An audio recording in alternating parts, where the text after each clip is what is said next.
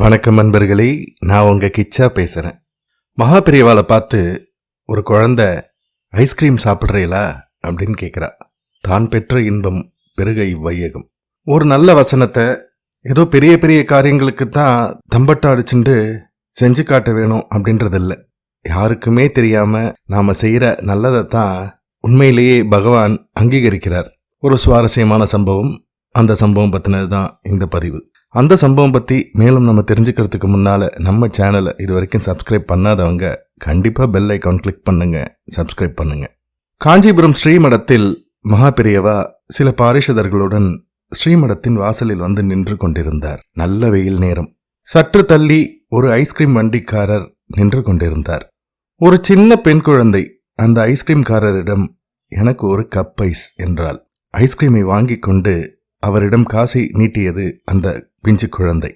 மிகுந்த ஆவலோடு அந்த கப்பை திறந்து குட்டி ஸ்பூனால் ஐஸ்கிரீமை நாக்கில் தடவிக்கொள்ள ஆரம்பித்த போதுதான் மகா பெரியவா அங்கே நின்று கொண்டிருப்பதை கவனித்தாள் அந்த குழந்தை.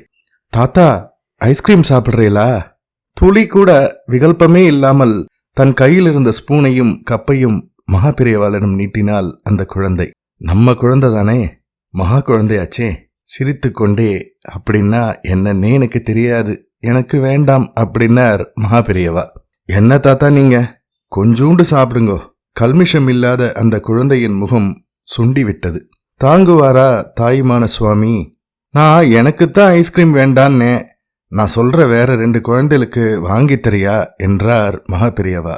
ஓ தரேனே என்று சந்தோஷமாக கத்தினாள் அந்த குழந்தை.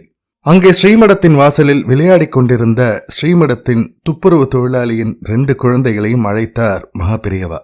இந்தா, இவாளுக்கு வாங்கி கொடு என்றார் மகா பெரியவா. ஐஸ்கிரீம் கையில் கிடைத்ததும் குழந்தைகளின் கண்கள் சந்தோஷத்தில் விரிந்தன. 3 குழந்தைகளும் ஆனந்தமாக ஐஸ்கிரீம் சாப்பிடுவதை ரசித்து பார்த்து கொண்டிருந்தார் மகா பெரியவா. சிறிது நேரம் கழித்து உள்ளே சென்றார் மகா பெரியவா. இது ரொம்ப சின்ன சம்பவம் என்றாலும் பெரிய சமத்துவம் போதிக்கப்படுகிறது. பகிர்ந்து உண்டால் கிடைக்கும் ஆனந்தத்தால் பரஸ்பர அன்பு, விட்டு கொடுக்கும் மனப்பான்மை, பிற நலம் எல்லாமே அன்று அந்த குழந்தைகளின் பிஞ்சு மனசில் மகா பெரியவாளுடைய வாக்கு மூலம் அழுந்த பதிக்கப்பட்டது. நாமும் இன்றும் கூட மகா பெரியவாளின் வாக்குப்படி நடக்க நம்மாலான எத்தனத்தை செய்தாலே மகா பெரியவா நம்முடனேயே இருப்பார் என்பதை நிச்சயமாக உணரலாம். ஜெய ஜெய சங்கர ஹர ஹர சங்கர.